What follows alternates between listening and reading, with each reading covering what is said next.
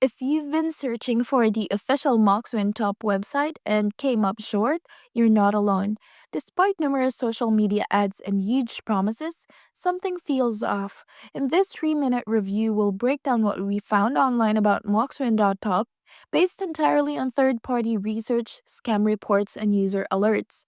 This review is based on publicly available sources and user feedback as of 2025.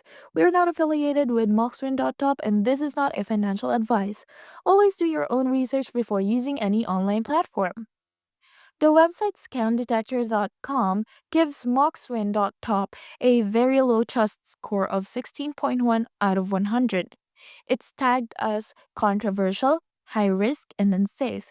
This score alone is a major red flag, suggesting users should proceed with extreme caution.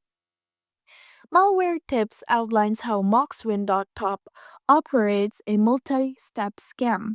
First, the site attracts users with fake crypto bonus offers, sometimes claiming you'll get $2,000 or $10,000 just for signing up. Now, second, once registered, users are allowed to play gambling games using those bonus funds. You think you're winning, but those bonuses can't actually be withdrawn, which is only revealed later. When you try to cash out, you're told that you need to verify your account.